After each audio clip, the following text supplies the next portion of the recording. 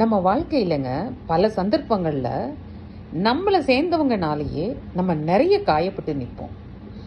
அப்படின்னா என் குடும்பம்னு நினைச்சு நான் இதை செஞ்சேன், இவங்களுக்கு நான் இவ்வளோ நல்லது நினைச்சேன், இவ்வளோ நல்லது செஞ்சேன், ஆனா அதை கொஞ்சம் கூட நினைச்சு பார்க்காம என்கிட்ட இப்படி நடந்துக்கிறாங்களே, இப்படி இருக்கிறாங்களே அப்படின்னு சொல்லி நம்ம வருத்தப்படுற சந்தர்ப்பங்கள் நிறையங்க. இதை ஃபேஸ் பண்ணாம யார் ஒருத்தரும் இருக்க முடியாது.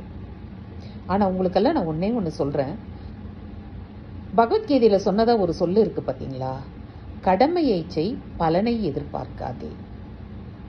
நம்ம செய்யற ஒவ்வொரு நல்லதையும் இது அவங்களுக்கு செய்ய வேண்டியது நம்ம கடமை. இவங்க நம்மளை சேர்ந்தவங்க, இவங்க நமக்கு தெரிஞ்சவங்க, இல்ல இவங்க நம்ம வாழ்ற இடத்துல இருக்கிறவங்க, இவங்களுக்கு உதவ வேண்டியது நம்ம கடமைன்னு நினைச்சு அதை கடமையாவும் பொறுப்பாவும் மாத்திரம் நினைச்சு நம்ம அதை செஞ்சோன்னு வைங்க, அவங்க கிட்ட இருந்து திருப்பி என்ன ரியாக்ஷன் வந்தாலும் என்ன சுச்சுவேஷன்னாலும் நம்ம காயப்பட மாட்டோங்க.